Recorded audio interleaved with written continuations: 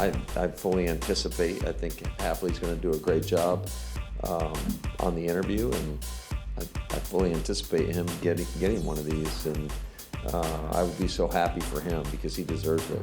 I mean, he's a great friend, he's a great man, he's a great coach. I'd hate to see him leave for us, but at the same time, that's what this business is all about, and he's earned those ops.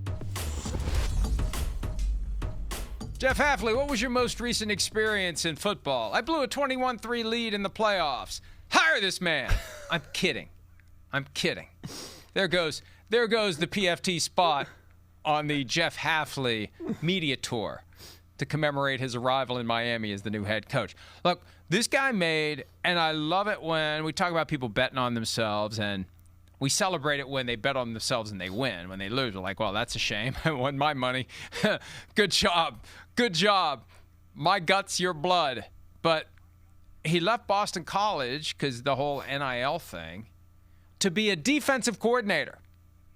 Head coach at Boston College, takes a step down at a level up, and after a couple of years, boom, NFL head coach. Next coach in the Miami Dolphins. That was one of the decisions that came down yesterday. We talked earlier about whether or not the Dolphins maybe should have pressed pause and looked at Sean McDermott now that he's available, but they got their guy in Jeff Hafley. He's got head coaching experience at the college level. Third head coach since 2021. They had Brian Flores. Fired him early 22. Mike McDaniel was the coach for 4 seasons, and now Jeff Hafley takes over, and we go, and this is what we see the pendulum. We go offensive. Oh, that didn't work. Let's go defensive.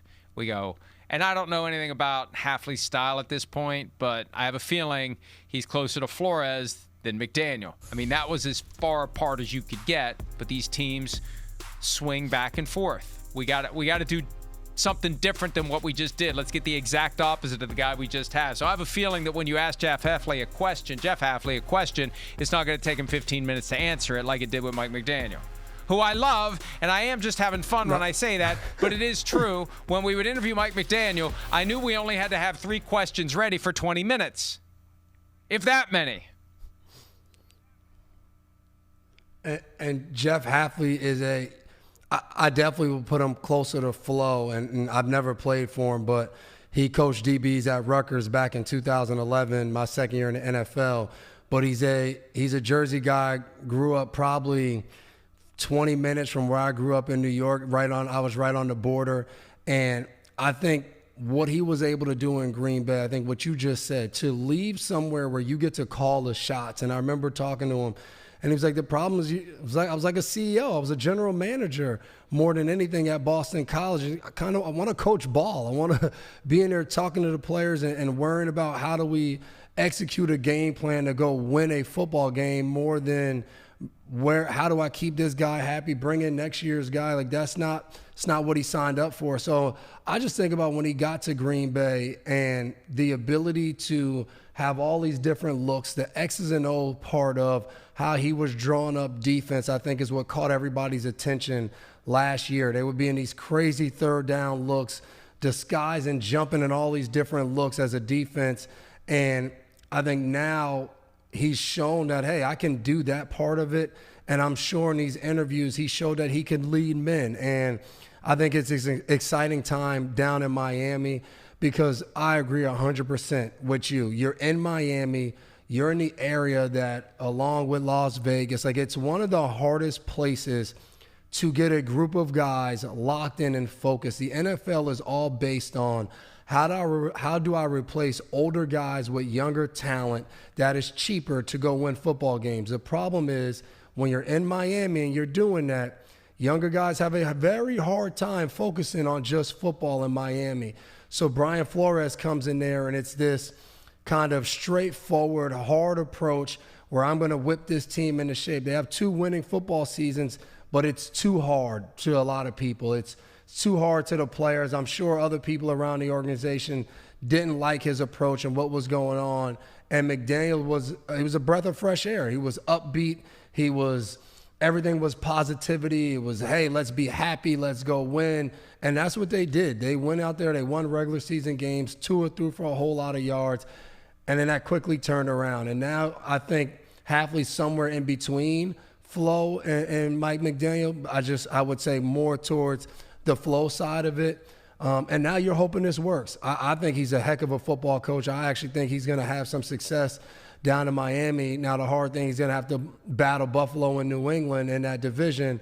But the key to me in all these hires are, do these guys get enough time to actually instill and turn an organization around and lead it the way they want?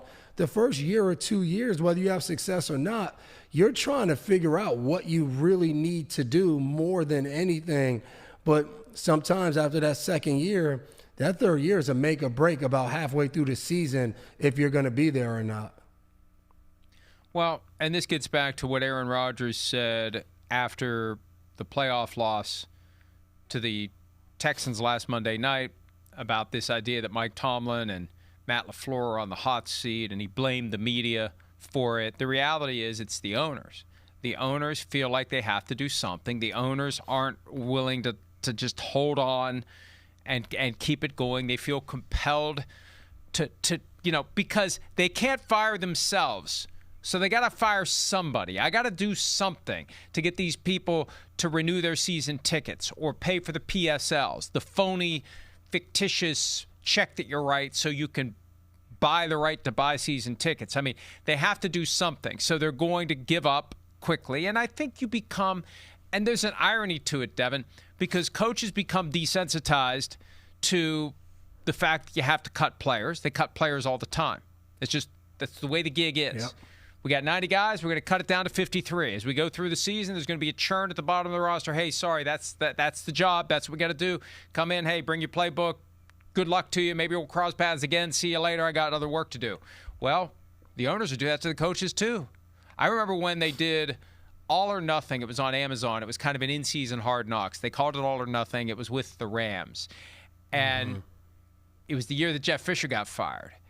And there was, he's just there and he's gone. It's like, why don't we get to see the meeting where the owner fires Jeff Fisher? We always see the meeting where the coach fires the players. Why don't we get to see the meeting where Stan Kroenke explains to Jeff Fisher why he's not going to be there anymore? But the owners aren't bashful about doing it. Stephen Ross isn't bashful. Darren Waller was telling the story last week, I think, to Johnny Manziel, how he's in with Mike McDaniel having the end of season meeting, and Ross shows up and he's just kind of standing there, and Waller's thinking, I guess that means I should leave. And then 5 minutes later on his phone, Mike McDaniel's fired. But that's what the owners feel compelled to do. But look at what the Steelers have done. You stick with a coach, and I know that's not good for my business because I thrive on turmoil and chaos, but if you want to be a functional organization, you've got to work through the rough spots, unless it's just a complete and total failure. I mean, the Patriots knew it was a complete and total failure with Gerard Mayo. For whatever reason, it wasn't going to work. Mike Vrabel's out there. Let's go. But if you've got a guy that's done some good things, but he hasn't won enough, sometimes you want to be smart about it and give him more of a chance. I don't know that it would have mattered with Mike McDaniel, but too many of these teams are too quick to get rid of one guy and go try another guy, and then the new guy comes in, and they're going to be too quick to get rid of him. Yeah, I mean, you just keep getting the next hot shot coordinator that does a good job, and that's the hard thing. And now for Hafley, the goal will be who does he bring in as the offensive coordinator?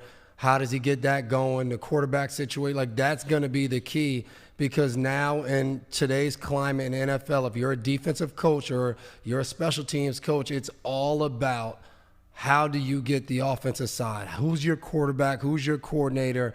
And then if they have success, then everybody's going to say, how do you now find your next coordinator? Because that guy who has success, he's leaving to go be the next head coach somewhere else. So that's the journey and the battle ahead for Hafley.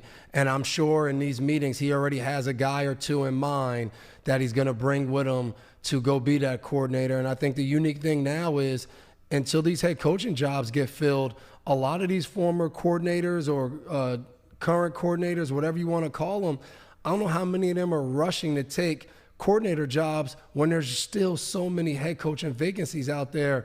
So I do wonder how that impacts some of these guys who have jobs, whether it's offense or defensive coordinators. How soon do they get their guy in the building because of all the openings? And then you got to wait for the teams that are still playing. There's 4 teams left, and you've got coaching candidates there that are thinking, maybe it's a good thing if we lose this week. And it creates a warped sense of what you're truly wanting and what you're rooting for. And you've got distractions that come from the interviews, and we've seen so many different names get brought into the process this year. Consider this fact that Gary pointed out. 8 coaches were hired in the 2024 cycle just 2 years ago. Half of them are already gone. And the first one to go was Gerard Mayo. Actually, it was Mayo and then Antonio Pierce. Pierce made it. Pierce was the interim coach in 23 and then got the job in 24. But the end result is Mike Vrabel, who replaced Gerard Mayo January 12 of last year, is now the elder statesman. He's the dean. He's the longest tenured AFC East coach because Aaron Glenn arrived 10 days later.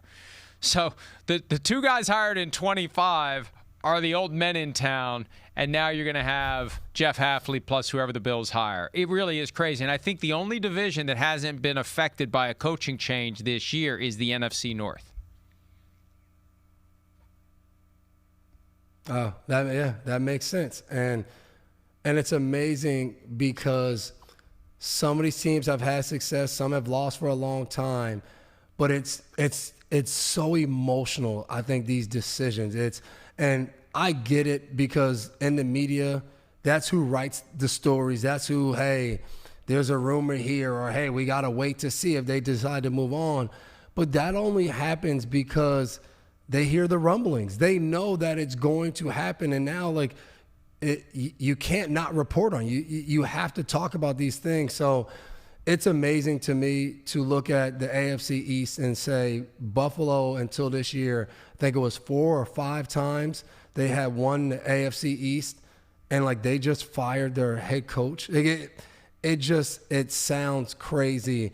And you look at the Raiders, yes, it worked out for New England, but you look at the Raiders, they move on from Antonio Pierce just 1 year as a true head coach, and they're doing the same thing. It's the same exact thing. They're trying to finalize a deal to bring the next head coach in there. And as time continues to go on, I truly believe these teams start to hire a guy that they didn't necessarily want. Last year, the Raiders wanted Ben Johnson. They didn't get Ben Johnson. So you get Pete Carroll. So as the time continues to go, it's okay, if you don't get somebody that's still playing, you don't get a Kubiak, maybe a Thomas Brown on the Patriots, if you don't get one of those guys, then we got to start to believe, hey, you settled for somebody because so much time passed, you didn't get the guy you actually wanted. Yeah, and the pressure is on the Raiders to finally turn it around, especially now that the spotlight is on Tom Brady.